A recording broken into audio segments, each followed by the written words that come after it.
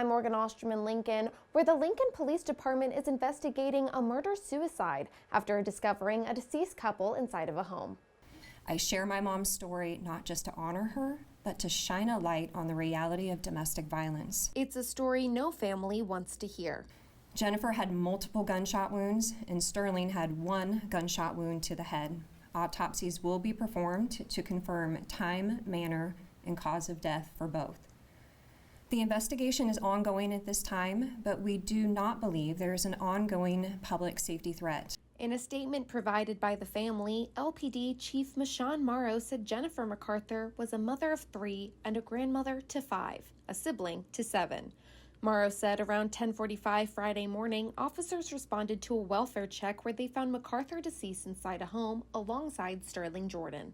Morrow says Jordan's employer called LPD Thursday for a welfare check when he did not come into work. She says officers did not receive an answer at the door and had no reason for forced entry due to how common welfare check calls are. The following day, we received the second call for service. So now with 2 calls, our concern continues to grow, and we did a few more things to investigate further, which ultimately led us to believe that there was a concern where we needed to make entry into the home. This is the 3rd serious domestic violence case in Lincoln in 2025. Representatives from Friendship Home and Voices of Hope have spoken out.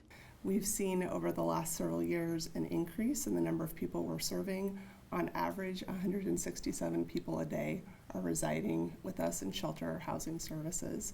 That number has tripled in the last 10 years. A victim does not have to wait for physical violence to call police. Even a threat can be reported. It's very, very rare that a domestic violence situation starts with physical violence. It's usually controlling behavior that can be wrapped up in the guise of love, or jealousy that can feel very much tied to love. With this reported domestic violence case, McCarther's family now grieves, hoping no one else falls victim to a similar situation.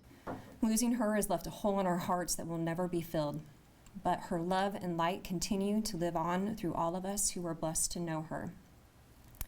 Sometimes in the search for love, we end up in places that bring us more harm than healing, and too often, it costs everything. Reporting from Lincoln, I'm Morgan Ostrom.